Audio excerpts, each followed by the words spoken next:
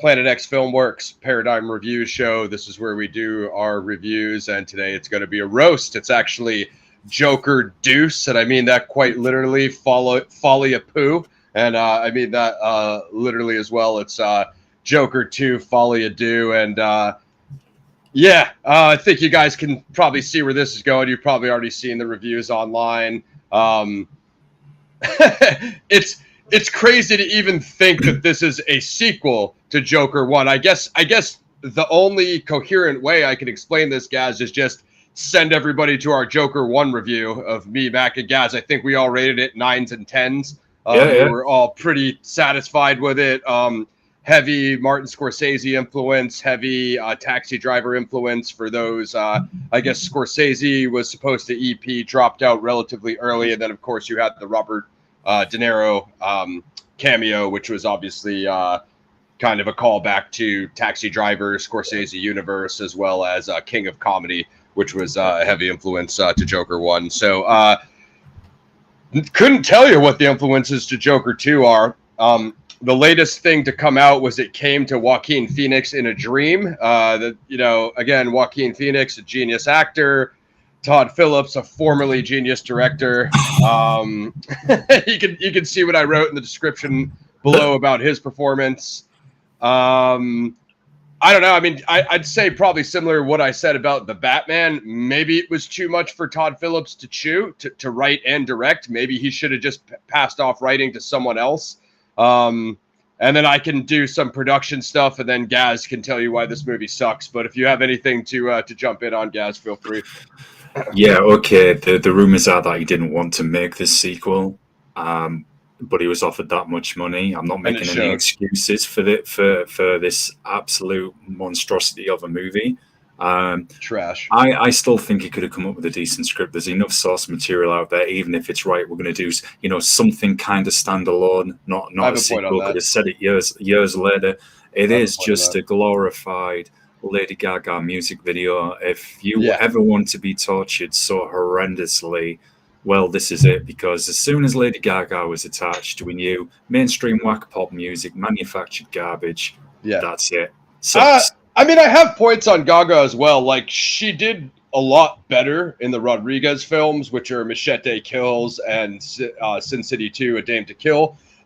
So what she was doing over there, I guess, was like her Grindhouse style. Why she wouldn't bring that into a R-rated DC comic book source material film doesn't really make any sense. Maybe Rodriguez should have directed this. I don't know. Maybe they should have just got someone else. I guess maybe she has that Rodriguez relationship, which is why maybe she shouldn't just be featured at all. I'm personally not with you. I don't rate it whatsoever. Yeah, that's a good point. I mean, what I'm simply saying is, if we would have got the R-rated Grindhouse Gaga from the Rodriguez verse, I think it would have worked better than whatever this was, which I'm still not quite sure. I'm still not quite sure what this was. Yeah. And that's why we're here. Maybe Gaz will be able to explain it to me on this live. Yeah. I don't know that it will be possible, or feel free to weigh in on the chat if you guys have seen this abomination. When Gaz says the studio paid him that much money, he's referring to $20 million. What up, Slipknot?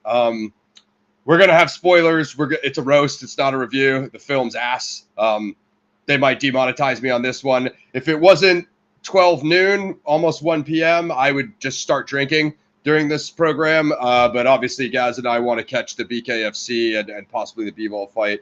That's essentially, we're going to keep coming back to that. Our review is simply don't see it. If you're a DC comic book fan, comic book movie fan, don't see it. If you're a Joker 1 fan, don't watch it.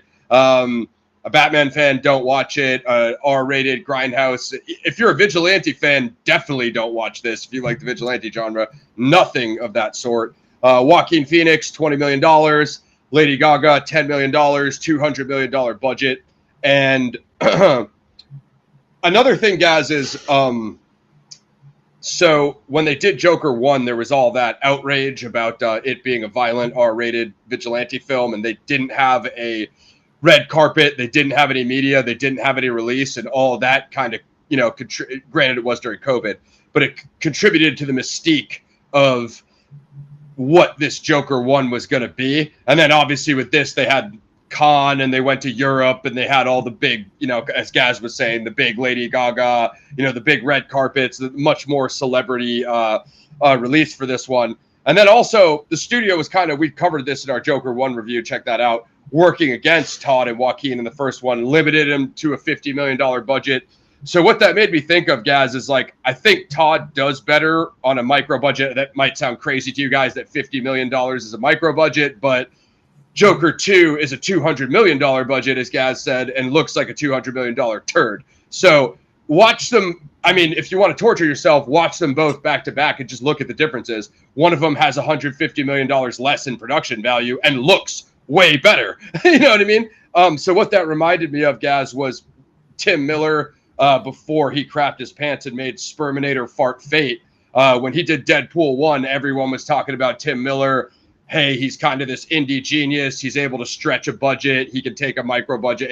That was the big talk with Deadpool 1. Likewise with Joker 1.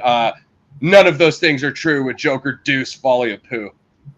So I don't know if you have anything on that. Well, I've heard some other reviews and read some articles on it, and there's a theory going around. People are wondering because he didn't want to make it. I'm not defending this film whatsoever, but there's a theory going around, did he intentionally make this movie so bad just to politely put it annoy Warner Brothers? I've heard that too. That's what's going around, and they're obviously in Damage Control. You mentioned Joaquin Phoenix's Dream, then there was the kind of slinging mud all over because it's a colossal turd. Think it was Slip made a very good point last week that Harley Quinn isn't as popular as people think. That's true. Right. Not one of my personal favorites. This is the only thing I will give Lady Gaga in this movie. I'm going to drop the spoiler. She doesn't do the Harley Quinn voice, which would have made it great even more. That's it. That's all I am giving her. Nothing else. I'm not sure where Gaga is from. Is she from New York? I assume she's the East Coaster. I think she is an East Coast, and I seem to think maybe so. Yeah, not that I care to find out because I never want to hear Lady Gaga ever again. Anyway, going past that. So there's that going around. What you were saying about stretching a micro budget, okay, not an excuse, but maybe if he's right, this is a limit I've got, so I know how far I can push it, what I can do, how I can stretch this. So I'm going to do the best I can within these means. Get the higher budget. I'm just going to do a load of filler, but I honestly cannot see you give this amount of money to some half-competent director, writer, even someone else to do the writing, even half-competent team behind you. I'm quite sure you could have come up with something better than this musical. Let me say this before Ross touches. They said it was musically driven, wasn't a musical. This is a musical. It is musically driven. It's a musical. Because if they'd have said it was a musical, nobody would have gone to see it. We all kind of knew it was going to suck because, again, Lady Gaga's attached to it. And Slip, you were 100% right. I think it was you, and you said last week, it's a Lady Gaga vanity project. That's how it comes across with just hours and hours of her singing. It's the most hideous thing I've ever had to sit through. And I've just had the displeasure of watching both just Terrifier movies this week. And those aren't exactly nice to sit through for many, many reasons. Not exactly wonderful films. But compared to The Joke 2024, man, just don't do it himself. So I'll tell you what the Terrifier franchise does do, because Terrifier 3 is tearing Joker poo a new butthole at the thing is Damien Leone doesn't turn on his fan base, which is what Joker did to Joker 1. Yeah. So like Terrifier or not, he sticks to the script, he sticks to the formula, and he gives his audience what they want, which is why Terrifier 3 had an amazing opening with it being indie. Now, Warner Brothers, I love Warner Brothers. Of course, they do Mad Max. And of course, you could say Mad Max Furiosa was a stumble. Still light years beyond Joker Deuce Folie A Poo. I'd agree with Gaz. The Lady Gaga performance certainly wasn't worth $10 million. Now, on the musical front, I think there was a way to do it. It wasn't done in this film, but there was a way to do it, which is...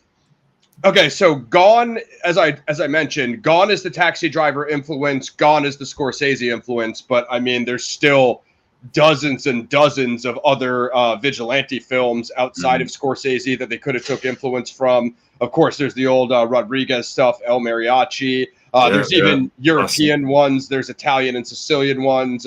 For instance, Hobo with a Shotgun, that theme song, that is from a French vigilante film. So there's American ones, there's European ones. There's, the whole genre has influence going back to the 60s and 70s. I mean, what I think was the missed opportunity. Okay, so I'm going to give the one compliment, and I know, Gaz probably wasn't even feeling this part. In the beginning, it starts off with like a Looney Tunes, like a retro Looney Tunes throwback animation.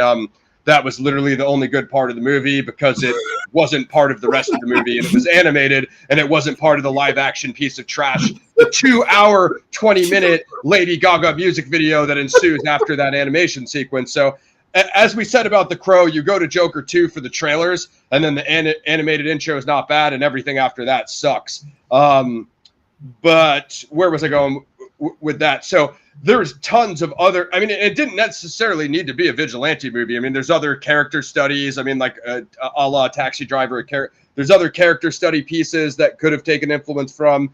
It just felt like when Todd, and everyone's saying this, when Todd Phillips wasn't biting off of Scorsese, he kind of fell on his face. As Gaz mentioned, the James Gunn influence was gone. He's kind of the creative head over there. I guess he watched it and took notes, which Todd Phillips completely disregarded. So as Gaz was saying, I don't think Todd has anyone to blame but himself, because they didn't do test screenings unless he intentionally torpedoed this, like Gaz was saying, which is pretty much one of the only other explanations.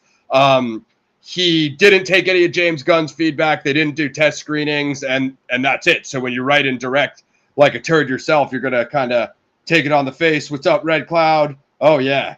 Hobo. I mean, we could do Hobo is one of my top of all time. We could do Hobo for you guys. Yeah. What up, Beckham? So we're talking Joker Deuce Folie A Poo. It was an absolutely abysmal piece of butt, as Gaz was saying. But as Gaz was saying, I think when Todd was restricted and WB Studio was working against them, that's what it's kind of like pressure creates diamonds, right? That's what forced Joker 1 to be good. Granted, you had De Niro to kind of crutch on. Granted, you like him or not. Granted, you had Scorsese. You had the Taxi Driver influence. I just don't understand where the vigilante genre is probably the biggest it's ever been with the John Wick franchise and some of the other stuff Gaz and I have been covering, that there wasn't one film from the 70s, 80s, or 90s that you could find to take influence from. And I don't know, we haven't even gotten to the plot or the garbage ending or why the rest of this movie sucks. But one final point on the musicals. Now, I think there was a way, as I was saying before, to make this work. And that would have been like taking the old Charlie Chaplin influence, taking the old retro influence, like taking all that stuff and then working it into kind of a dark grindhouse. So if they're singing and dancing, fine. But if they're killing, I just let me make this argument, Gas, because I have to do something, right? Because this film's fun. This film's fun. So I have to do something to make an argument of a direction. Like if Todd Phillips came to me, if Todd Phillips, and I got a tough job here, Gaz, I got my work cut out for me here. I'm going to try to make an argument of how this could have worked. If Phillips came to me, I said, hey, you have them singing and dancing, so you make it grindhouse. You make them killing while they're doing it. They had a little bit of that, but not enough. You make it much darker, darker sounding songs, and also functional to the plot. If they're killing characters and they're seeking revenge, and quite literally what Folie A Deux means, it's kind of like Stockholm syndrome. It's like when one person is experiencing schizophrenia and then the other person is absorbed by those delusions. So both people take part in a shared hallucination. That is what the French phrase Folie A Deux means. That doesn't really happen in this movie. So Gaga's Harley Quinn is just kind of useless. It's not necessary to Arthur Fleck's story arc. So I'm just saying, if the songs were functional, I could have stomached a musical. Obviously, it didn't happen. I know Gaz doesn't agree either way, and I'm just trying to make a reasonable argument. Not saying I'm right or wrong. What about this approach then? I personally, okay, folks, I can't stand musicals, and there's no way on earth should Joker ever be a musical. But I appreciate Ross trying to make a point of how this could have been done. So with that said, what if they'd maybe gone down like the Stanley Kubrick Clockwork Orange kind of route, where the leaders, the Mozart kind of influence there, carrying out violent crimes. There's a link, there's a reason there. That probably would have gone over a lot better, because regardless of eternal miserable towers like me, we could have seen, well, there we can at least see the music link. We can see how this works.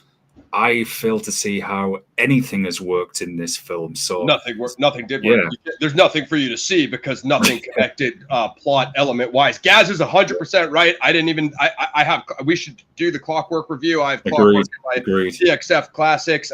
Gaz is 100% right. So that's what I was saying when I was referring to 60s, 70s, 80s, 90s influence. You take the Clockwork, just like how they used Taxi Driver or Joker 1, you take the Clockwork Orange element of Kubrick. Of course, Kubrick has vigilante films himself, Harry Brown. So much like, I didn't think the Batman was great, but one thing that he did get right, one thing Matt Reeves did get right in the Batman was the David Fincher influence, which is Zodiac, Seven. What was the other one? I think he had like 3 or 4 films of David Fincher influence. So, there's nothing wrong with doing that, as Gaz said. Oops, I did not mean to highlight that. There's nothing wrong with taking influence, as Gaz said. Now, genius point by Gaz. If he would have took the Clockwork Orange Kubrick influence, and then much like how they used Scorsese in Joker 1, could have used Kubrick in Joker 2, the orchestral, the symphonic, the Beethoven, the Mozart, the Clockwork Orange, the Harry Brown. Totally would have improved it. Matter of fact, you might as well just give that $200 million or at least $20 million to Gaz, because that was a much better idea than anything that was displayed in Joker Deuce Folie A Deux. Yeah, no, totally. That would at least get people to respect the artistic direction, why they're doing so. With this, I think if it wasn't for the fact it had a Joker in the title and him being such an iconic character, and of course, obviously part of the Batman verse, etc., people would have probably just skipped this altogether. We knew it was going to be turd, and sadly, I don't think we expected it to be the level of turness it was. I certainly wasn't expecting it to be. Yeah, exactly. I wasn't expecting it to be great. But Lady Gaga, and I was like, I see. What me and Mac were saying is, hey, like, we like Rodriguez. I stomached her in Machete Kills. She was fine on Sin City, A Dame to Kill. So I'm thinking, like, if she would have used that Rodriguez like grindhouse style she was using in those films, like, okay, whatever. She sings a couple, trash jingles here and there, whatever. Limit it, We know, and again, Joker 1 is a 10. So how could we have possibly predicted a $200 million turd? The other problem is, Joaquin Phoenix has never done a sequel in his career, so there was a lot of concern. I'm going to be honest with you guys. I don't think he's going to do another one now. As Gaz said, this is not a loss. The joke's on us. Todd Phillips got paid $20 million, so it's not a loss for him. You know what I mean? You could say, hey, you guys don't like my movie. I just got paid $20 million, so his bank account is fine. He's a director by trade. He goes on to the next project. Yeah. Hey, people don't like that one, whatever. The first one made over $1 billion. That was a hit. This wasn't. None of them really. Him and Joaquin, both got $20 million. So they're like, hey, as an actor, when you're a carpenter and you build a house, you move on to the next house and go build the next one. So as tradesmen, no issues for them there. Yeah, exactly. Just write it off. 100%. Much like the thing about sequels is that my final point on this is when Arnold Schwarzenegger did Conan 2, The Destroyer, similar type of situation. It was PG-13. First one was R. I think that just about everybody would say Conan the Destroyer is 100 million times better than Joker Deuce. But it didn't perform the way Arnold wanted it to, because obviously the first one's epic, legendary status, blah, blah, blah, John Milius, co-written by Oliver Stone, blah, blah, blah, blah, blah. So that's why Arnold didn't appear in Predator 2, why you got Danny Glover instead. They did ask him. They also asked him to do Commando 2. I don't think you actually see Arnold until Terminator 2 Judgment Day. Obviously, he had a very close relationship with James Cameron. T2 Judgment Day, arguably greatest sci-fi action of all time. But what I'm saying is, like, especially for someone like Joaquin, who's literally never done a sequel in his career. Granted, he did get paid $20 million, so I don't think his feelings are that hurt. They're much more hesitant to do it, and I think Joaquin's going to look at it now. If one of his other films does good, hey, Joaquin, do you want to do part 2? He's going to be thinking about this piece of crap, and he probably is. I don't know about Todd, but I think Joaquin. My guess is you probably won't see him do another sequel unless they pay him 30 or 40 million. No, I think that's a very, very good point. Now, as we're looking for good things, look, the acting is for what it's worth, and again, this is the only. Man, I'm reaching because there's nothing else. Reach as far as you can. Yeah. The acting is Joaquin Phoenix, great actor. The acting is fine from the majority of the cast. Gaga, I'm not a fan of personally. Well, musically, if anyone's got any taste, you wouldn't be, but each to their own. Her acting, I don't think is great either. In this, it's not. Again, it's outside of the singing. It's okay, I guess. It's not terrible. So the acting is fine. It's such a bizarre script that was clearly written when somebody was going to use a urinal. Yeah, it was when Todd Phillips was on the show. It's really bizarre. It's kind of like waking up in a comic book reference, Bizarro World, and wondering what the hell is going on here. It's garbage. Like Ross said last week, a musical with an episode of Law and Order. Literally is it. Yeah, $200 million episode of Law and Order. Yeah, so it's a courtroom drama with musical in between. Doesn't really connect to one, it picks up after Arthur is incarcerated at Arkham Asylum. Maybe that's the only connection to one for the most part. I've heard people say, the color grading is good, the editing, I mean, I would just say, okay, all of that is Todd Phillips' editor, whoever that guy is. He's the star of this movie. Quite frankly, versus one, they have more of a budget for color grading and that thing. I mentioned her before, but the woman who does the score, Hildar, actually, I'll just Google it, and I'm probably going to butcher her name. She is from Iceland. Hildar Gudnadottir. Hopefully no one from her or her staff sees it. If I just butchered that, I'm a white guy from the east coast of Boston, so not really an Icelandic pronunciation. So they kind of reused her score from one, guys. I'm sure you noticed that. She's a violinist, extremely talented musician. She's the star of this film, in my opinion. Granted, we already credited. She's an Oscar winner from Joker 1. She did do the score for Chernobyl. If you guys have seen that, which was sick. She's the star of this film. Again, she already did the score for Joker 1, though, so that's not really crediting anything new. So we're struggling, guys. We're grasping at straws. I've got one other good point, and I'm really not going to care about dropping any spoilers because the only spoiler you need to know is don't see this. Seriously, don't. Garbage. We're not going to sit here and advise you to waste your hard-earned money on that piece of trash. Seriously, don't. Look, it makes the Crow. Look, you know how we both feel about the Crow 2024 KidCon. It makes that look gold. I am not kidding. It is that bad. It makes Hellboy the. Can't say the word that I called it to Ross. Hellboy the cooked man. Think of what rhymed with cooked. Then you've got it. It makes that look gold. Don't plan on it. Yeah. Seriously, don't. It's not. It sucks. Just watch the first one. That's the only one you need to see. Yeah. But the only other good thing, and I really am stretching here. Yeah. Right near the end, in the final act, I'll respond to that. Right. Thanks, Jim Milton. Right. I don't care about your opinion on this. Glad you're a fan of the channel. We both thought it sucked, man. Yeah. We both rated Joker 1 as basically a 10 out of 10 for context, and we're gonna come to our ratings in a couple minutes here. Yeah. There's nothing I liked about it, man. Todd Phillips is a genius to me. He just crapped his pants in this movie, and Joaquin Phoenix is one of the best actors of all time, arguably. Yeah. I prefer Gaga's acting to her singing in the Rodriguez films. Yeah. There was nothing in this film for me and Gaz. Granted, this is a vigilante action kung fu channel, so we're probably not the the target audience for this film. The thing is, Jim, I'm going to disagree. It's a bit unfair to say we don't know what a movie is when we sit here every week reviewing various movies of all genres, and often putting our own personal opinions aside.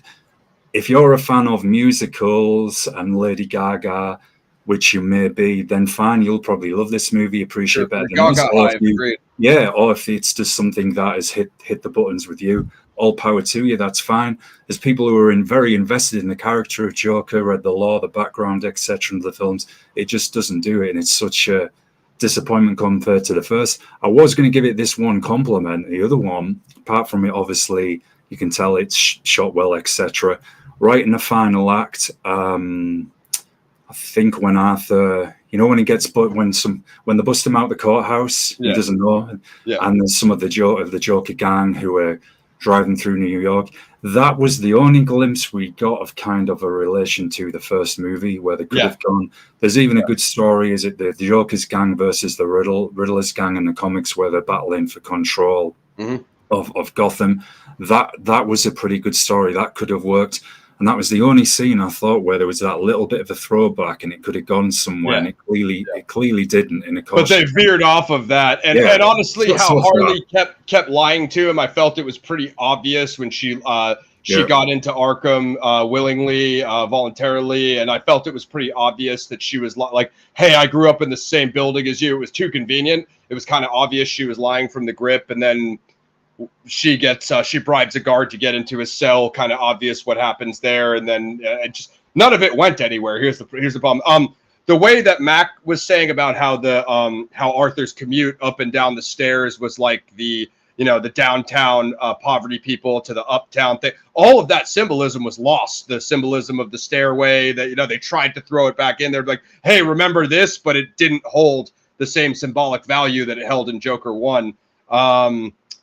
What else was that? I mean, I'm pretty much good to talk about the end, guys, and do our ratings, because I think this film sucks. And for context about Gaz and I as reviewers, I've been studying film since over 20 years, and you guys will see that when Gaz and I come to Kurosawa, Seven Samurai, Sanjuro, Yokimbo, A Fistful of Dollars, A Few More Dollars, The Good, the Bad, the Ugly, and the Spaghetti Westerns, and Sergio Leone, because not many people know about that. You guys are going to see some in-depth retrospect. Yeah, and long before we came onto YouTube, back when Ross was still an underground hip-hop artist, that's how me and Ross met, through music. That's actually our backgrounds. I haven't said that for a long time. Yep. And we even used to do film reviews then on an old radio show, and I did screenwriting with creative writing at college as well only a few years ago. So I had to look at all of these scripts. I actually sent didn't I send you the script for was one of the Kurosawa movies recently? I don't know if I sent you it yet, but I know I've got it. Seven Samurai. No, I don't think you sent it to me, but I think you did send me the samurai piece that you wrote back in the day. Yeah, I've got. Yeah, we had to look at some of Kurosawa's scripts, man, and they were incredible. Kurosawa's a G. Random nerding. Take some Kurosawa influence, dude. Like, I mean, I know that's Tarantino's thing, but it's not like, you know what I mean? What was I going to say? Okay, so for reference, I went with a friend of mine. There was I think, what was that? I tell you guys, 12 or 1, and there was 2 people in the theater for Joker Deuce Folie A Deux. Anyway, guys, let's get this turd out of here. So at the end of the film, Arthur gets a visitor at Arkham. As Gaz said, the Joker gang or his fanboys blow up the courthouse with an explosive car bomb, and they break him out. He goes to see Harley at the stairs, and then he's just reapprehended again. None of it relevant or useful to a story arc. Then he gets a visitor who it's kind of insinuated is Harley after she stopped answering him, because he rejects his his Joker persona on live TV. Again, ruins the character, ruins his performance, ruins the first film. And this idiot that Arthur was mentoring in the Arkham, it's like, hey, Arthur, I have a joke for you. I'm gonna spoil the ending, so if you need to mute me or skip ahead or whatever, I don't care. This film sucks. I don't care what Todd Phillips said. If you haven't seen it, film sucks ass, so I don't care. And they're probably going to demonetize me for swearing. Film is shit. He stabs Arthur, he shanks him and kills him, and then carves a smile into his face. Oh, wow. Another prisoner became the Joker, guys. I'm so impressed with that ending. Now, if you read Joaquin Phoenix's lips at the premiere, when he turns to Gaga, it looks like he's saying it's horrible and the ending could have been different. So if I'm not mistaken, Joaquin Phoenix has the same opinion on this film that I do, and the dude really paid $20 million to star in it. Problem is with that as well, it's kind of revealed right in the early part of the first act. There's a scene with, I believe, Arthur watching the TV, and he goes into his head, into his mind, and starts singing a song. And that's when I did cry then out loud, because I actually said to my buddy who sat me, please do not start singing, please don't. And I did. And then I said to my buddy, I said, so the rumors are true, it is a musical. Now, whilst he's singing, the guy that does shank him at the end of the movie, you see a shot, the camera pans to a shot of him in the background, and he's kind of got like this obsession, he's smiling, and you straight away, well, that dude's going to kill him at the end of the movie. So you kind of know. Well, it's a foreshadowing. See, I missed that, but I mean, dude. Oh my God, I'm pissed, Pixie. I'm pissed. I'm mad. I'm mad. Me and are mad, bro. Like, just go watch our Joker 1 review, please. You should have heard the rant that I sent Ross and Mac when I come out the movie theater. There's no way we could put it on the channel because it would have to be censored heavily. Expletive. I did not like it, mate. It wasn't very good, bro. The use of the Joker 1 characters, guys, stupid on the stand, but Mr. Puddles, Arthur's obnoxious Southern accent when he fires his lawyer and cross-examines Puddles. Zazie Beetz, who is like a pretty good actress in Deadpool 2, she played Domino. She's Arthur's neighbor in Joker 1. It's just like it felt like a bad nightmare of the leftovers of the Joker 1 script that Todd Phillips wiped his behind with, and you couldn't get out of it. The joke was clearly on the audience and me and Gaz for paying for this film. I'm ready to come to ratings and get us out of here, guys, unless you have any more. Certainly, just a few other points. I do think your argument on, like we were saying with A Clockwork Orange, even though I'm obviously not a fan of her music and I'm not the biggest fan of her acting, I'm putting it politely, I don't rate it myself. I don't hate her or anything like that because she's a person. I don't know her. Each to their own if you're a fan of her and fan of her music.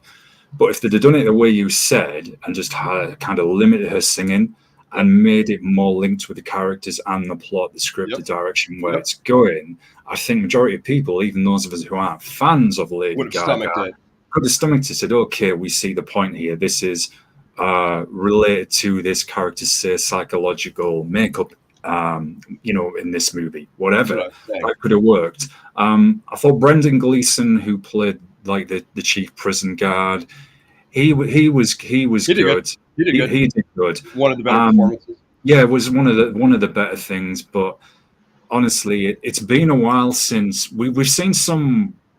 I mean, 2024. To be honest, and I've been having this conversation with Ross. It's been a pretty poor year for films so far. It's really not turning out good. This honestly is one of the worst movies I've ever seen. Without even looking objectively. Sometimes folks will review a film on here that we aren't fans of, or it could be a film that Ross likes, I don't like, or one I like, Ross doesn't like. So we have to be objective and sometimes put our personal opinions aside, look at what's good from a filmmaking standpoint and everything else. This is something which I found incredibly difficult to do that because it essentially is... It's like, imagine going to a music festival and where they dig out the trenches and there's often a river of turd and urine, and I'm saying this just as Ross is drinking and you're having to pee and you're struggling not to puke. It's essentially that, which on a silver platter on the screen. That's Except the only thing is, as to add on to Gaz's metaphor, is it's a tsunami coming straight for you. And it's a 2.5 hour tsunami that you can't swim out of and you're drowning in it, just to amplify and elaborate on Gaz's metaphor. Let me ask Fire Pixie a question. Have you seen Taxi Driver, Fire Pixie? Get back to me on that, and then I will follow up. Yeah, you'll see. Yeah. So I saw Megalopolis, which was absolute in terms of my favorite director of all time, Francis Ford Coppola. See my Apocalypse Now review, which was absolutely dog crap. And the one thing is, though, is you could see where, because he funded it with $100 million, it was his passion project. the editing and the CGI, you could see where his budget went to. In Joker 2, you can't see where it went straight to Todd Phillips's bank account and his bulk order of Costco of tissue paper and toilet paper, because the Joker 2 budget got flushed completely down the toilet. It made Battlefield Earth look like Enter the Dragon. It made Battlefield Earth look like Apocalypse Now. It made Battlefield Earth look like Blade Runner. It made John Travolta's performance in Battlefield Earth look like Marlon Brando's performance in Godfather 1. I'm getting out of here, guys. I hate this movie. It sucks. But Joker 1's awesome. Go watch our Joker 1 review. All right, let's just do it. Let me see if my phone's on charging, guys. You can take over. Right. Well, ratings, I guess. I'm good. Oh yeah, right. Ross is back. I just wanted to give you. So it's a 5.3 out of 10 on IMDb, and you can carry on, guys, and then I'll do my rating if you want. Then we can leave. Well, I'll go in with my rating. We came up with a term when we did The Crow. Unclassifiable urine is the polite way of putting it. When something is so bad it's worse than a zero. Well, here we are. This is it. Turd. It's unclassifiable. It's worse than a zero. Worse than zero. Worse than zero. Absolutely unclassifiable urine. The worst film I've ever had the displeasure of sitting through. I really struggle to find anything objectively positive about it. It doesn't do the whole comic book kind of movies any favors. I believe we've been at a saturation point for a while. They need to go away for some time. Venom doesn't look that great. That's coming up by the Venom P. Yeah, but it'd probably be better than this. Probably be better than this. Yeah, there won't be another Joker movie, not for some time. That's killed it, and it's just, man, I just want to forget about it. So unclassifiable for me, man. A zero or lower? -1? Lower, -1. Yeah. -1, yeah. Gaz's lowest review of all time. As I said, I gave it a 4 on here. I'd be at a 3 or a 4. I'd like to give, Joaquin's Arthur performance a kudos, but the thing is, you already saw him give it in Joker 1 when they gave him the Oscar. That's separate. Exactly. So you're just saying he got the Oscar for 1. You don't even need that. That's baked in. That's baked in at this point. We're talking about doing Gladiator 1 next month, Red Cloud. So we got Army of Darkness next week. Probably do. If I do a poll, would you guys want From Hell or Man in the Attic, as Red Cloud suggested for the last week of October? Let us know what you guys prefer of the Jack the Ripper movies. And then we're thinking about doing Gladiator 1, because after this Joker Deuce Folie A Poo, I don't really want to see Wackiator Poo, but it is what it is. So I'm probably at a 3.5 or a 4, and that's essentially just Hilder's score, Phoenix, and maybe the color grading. As Gaz said, the rest of it is crap. Hated it. Crap. So I think we're getting out of here. I want to go watch BKFC, and then I don't know, Beatles fight might be coming out. Dog poop. Hated it. Todd Phillips, you crapped your pants. Todd Phillips is a genius. Warner Brothers, I don't know what the hell they're doing over there. I mean, they need to get what's his name, James Gunn, to actually QC this crap, because you can't just say, oh, I threw his notes away and I made a musical starring Lady Gaga. What are you doing, bro? Just have her do a solo Harley Quinn movie if this is what you want to do, with a 2.5-hour music video, and leave and don't butcher and disrespect Joaquin's Oscar from Joker 1. Bruh. Yeah. Yeah, you're on 100 on it. Joaquin's acting and everything you mentioned, I view that as separate. Yes, of course, that's to a high standard. But the film itself, from every single thing, man, it's -1. What up, Kaiju? What up, D? That's what I meant from CS. Yeah, bro, don't go watch it. Seriously, don't see it, man. It's turd. It's absolutely turd. It's horrendous. I mean, all you need to, if you want to sit through 3 hours of more or less of Lady Gaga singing, then go for it. I personally couldn't think of a worse way to spend a night in existence. Absolute torture. Agreed. Turd. Check it out. Ross and Mosh give it 2 turds down the dunny. Yeah, man. Watch that one. I don't ever want to hear about this crap again. This film is banned from PXF. We'll never discuss Joker Deuce Folie A Poo on Paradigm Review Show ever. This is actually Paradigm Review Show. You see how animated we are. We're pissed, bro. We're pissed. So we'll do Army of Darkness. I got Red Dawn for you in November after Toxic Avenger. We'll try to get Man in the Attic up there for you. and then we'll probably do Wackiator 1 when Wackiator Poo drops. I think I just I'll tell you why. Joker 1 made $1 billion, and then they said, "Oh, what?" And let's just make that final point on Warner Brothers. Like, I love how when they hear that Todd is doing a Scorsese Taxi Driver influenced Vigilante film, they try to cut his budget and make it $50 million. Then when the fans like it and it explodes and does a $1 million budget, they go, "Todd, please do part 2. Here, take our $200 million, make whatever you want." Just look at the inconsistency. They can't have it down the middle. It's either we're not going to support your film at all because the white guy might be going around shooting people with guns in an R-rated movie. Oh my God, that never happens. To a $200 million, 2.5-hour musical, pure 100% urine butt cheeks, as Gaz said. Anyway, guys, I can't take it anymore. I think we're at dip. It's on the last fight, guys, so I want to try to make this main event. I think someone might have just got slapped, and if B-Ball didn't go up yet, I want to see his fight. I don't know if you're watching BKFC, Pixie. Did you see Taxi Driver, Pixie? You never answered me. If you've seen Taxi Driver, you have to watch Joker 1. It's pretty much an epic spiritual sequel. Yeah. Shout out to everybody who came through. Red Cloud, Kaiju, Pixie, Slip. And yeah, we're going to have some good ones for the rest of Zodtober. And then we have a good lineup for November for you guys. We'll be getting the Westerns up in the Kurosawa.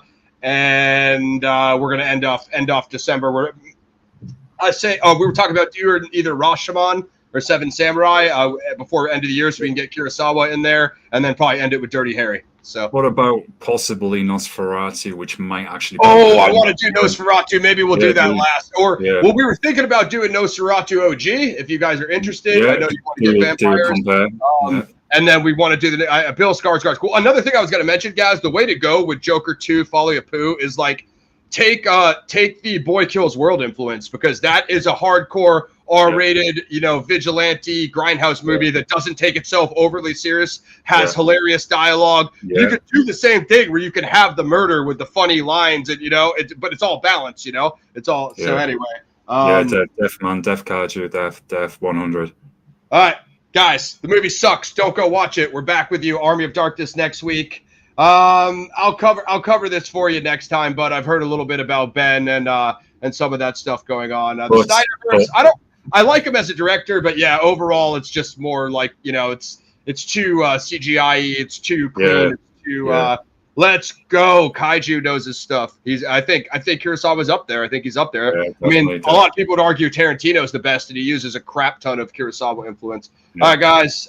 Shout out everybody came through. Like, sub, share. I just did my turkey shoot retrospective on Patreon. That's another one of the Most Dangerous Game adaptations. I only have 2 left. Slave Girls from Infinity Beyond and Deadly Prey, and then after that, me and Gaz would have to take them to the reviews because it's not relevant to Zodiac past the 80s. But Turkey Shoot, shot in Australia, violent grindhouse, Most Dangerous Game adaptation.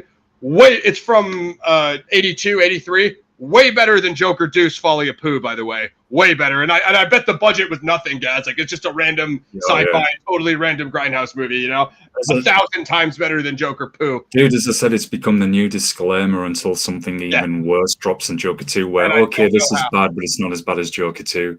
That's literally going to be the go-to now until we get something worse, which we will. Something worse than this. Put it this way. In a year where The Crow 2024 dropped, Megalopolis, and Joker Deuce Folie A Deux, worse than that is virtually my worst nightmare. So I'd have to shut the channel down if we enter that level, that uncharted territory of unclassified urine, as Gaz said. All right, guys, we're out. The movie sucks. Don't go watch it. Join us next week for Army of Darkness, Gaz's PXF Classic.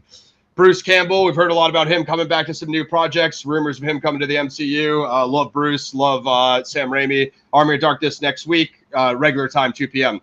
We're out, guys. Have a good day. Peace. Okay, y'all. Like, sub, share, subscribe on Patreon. Click the join button to get a membership.